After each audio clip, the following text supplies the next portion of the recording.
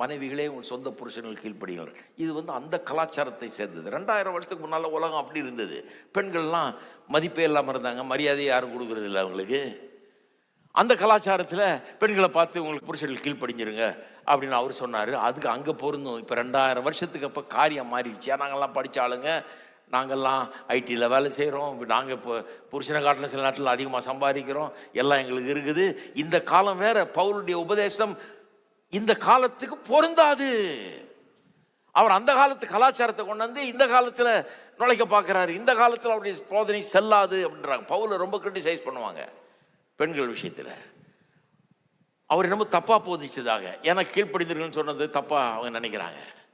கிடையாது. கிறிஸ்தவ போதனை அப்படி கிடையாது. பேதுரு பாருங்க, 1 பேதுரு 3ஆம் அதிகாரத்தில் உன் மனைவிக்கு செய்ய வேண்டிய கனத்தை செய்யன்னு சொல்லியிருக்குது. 2000 வருஷத்துக்கு முன்னால் பெண்களை மதிக்காத உலகத்தில் பேதுரு சொல்கிறாரு, பெண்களை ஒன்றுமே இல்லைன்னு நினைக்கிற உலகத்தில் எந்த உரிமையும் கிடையாது. அப்படி இருந்தது 2000 வருஷத்துக்கு முன்னால். அந்த உலகத்தில் பேதுரு சொல்கிறாரு, உன் மனைவிக்கு செய்ய வேண்டிய கனத்தை செய், இல்லைன்னா உன் ஜெபத்தையே கடவுள் கேட்க மாட்டாருன்றாரு. 1 பேதுரு 3:7. அதுதான் கிறிஸ்தவ போதனை. இது பெரிய அட்ராக்ஷனாக இருந்தது மற்றவர்களுக்கு. உலகம் வந்து ரொம்ப கெட்டு போயிருந்துச்சு பாருங்க. அவன் தலை தெறிக்க ஆடுறான். கணவன் மனைவி ஒருத்தருக்கு ஒருத்தர் உண்மையாக நடந்துக்கிறது இல்லை. அப்படிப்பட்ட ஒரு சமுதாயமாக இருந்தது அன்னைக்கு. பாவம் பெருகி இருந்தது. ஜனங்க வந்து எப்படி என் பிள்ளைய வளர்க்குறது, இந்த சமுதாயத்தில் பிள்ளைகள் இதை கற்றுக்கிறாங்களே, இப்படி வளர்கிறாங்களே, நாளைக்கு இவனும் பொல்லாதவனாக இருப்பானே, இதிலிருந்து மாறுறது எப்படின்னு யோசிச்சுட்டு இருக்கிறாங்க. கிறிஸ்தவ போதனைகள் வருது. எபேசியர் 5 மாதிரி போதனைகள் அங்கே போதிக்கப்படுகிறது. அதனால தான் முதல் 2-3 நூற்றாண்டுகளில் அவ்வளவு எதிர்ப்புகள் மத்தியிலும் கிறிஸ்தவம் 40 மடங்கு வளர்ச்சி அடைந்தது, எங்கும் பரவினது என்றாங்க.